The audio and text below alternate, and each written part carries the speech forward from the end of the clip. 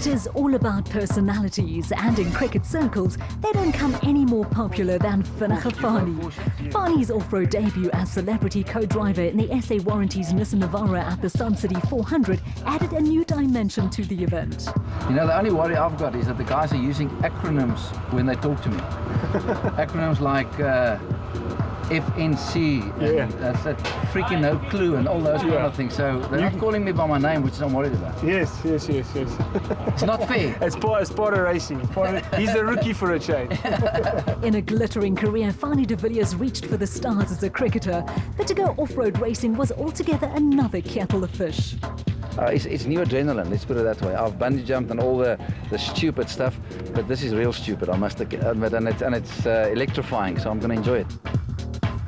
The SA Warranties Nissan Navara races under the Regent Racing banner, with team principal Terence Marsh also a former professional cricketer. In an effort to market off-road racing to a wider audience, Regent Racing nominates for each event a celebrity co-driver to sit alongside South African champion Archie Rutherford.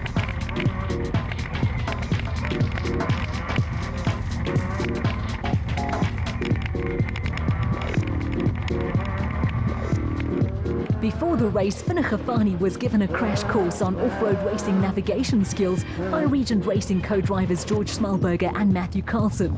For Rutherford and de Villiers, the weekend started on a promising note.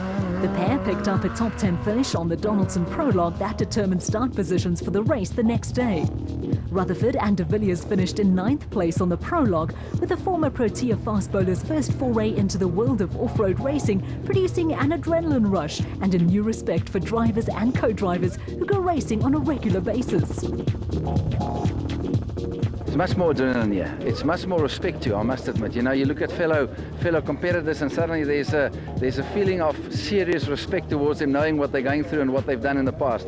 And preparing for cricket is probably a little bit easier. I must admit I was more prepared and more organized than I'm now, but obviously it's a learning curve, and full trust in my driver Georgie, Archie there, and George, the navigator that helped me. And I mean, even Archie's kids are giving me advice. These two youngsters, they've been part of the system for 10 years. They know more than I do, so it's lovely to have them with me. After their promising display on the Donaldson Prologue, the race did not go as well for Archie Rutherford and Fani de Villiers in the SA Warranties Nissan Navara. Conditions were difficult, and soon after the start, they dropped a place to eventual Class D winners Louis Weichelt and Marek Besaidenote in the N1 4x4 Toyota Land Cruiser. The tight route and dusty conditions made life difficult for even the most experienced co-drivers, and de Villiers was at a major disadvantage on what is acknowledged as one of the toughest events on the ABSA Off-Road Championship calendar.